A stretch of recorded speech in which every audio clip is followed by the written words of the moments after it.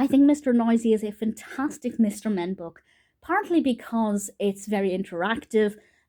If children are reading along with it, it can encourage them to be quite noisy and let off steam and be loud in a controlled environment, while also telling children that actually, if there's something you want, if there's something you need, ask politely and speak quietly. Use your indoor voices when you're indoors.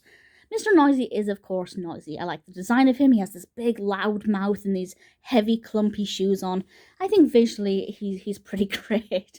It's very well illustrated.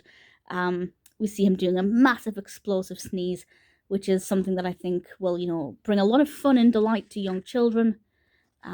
Described as being like a herd of elephants. But then we find out that actually, when he wants something, he's quite loud, almost aggressive. We can see here with block capitals, he's shouting, "I'd like a loaf of bread." And you can kind of imagine, young children screaming that along in a controlled, overexcited environment as they're enjoying the story, allowing children the space they need to be loud and noisy, while also learning that sometimes that's not acceptable. And people in the village all come together and realize that they have to work together. And they all basically ignore him when he yells and shouts.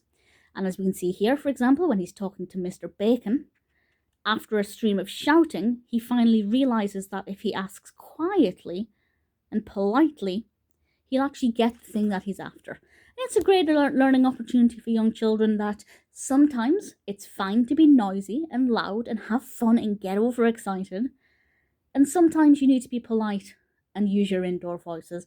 I think it's a great book, a great narrative, really well told, a lot of opportunities for young children to join in and get excited with, but ultimately giving them a really important life lesson that use your indoor voices most of the time and you'll get along much better. I think Mr. Noisy is a pretty great Mr. Men book.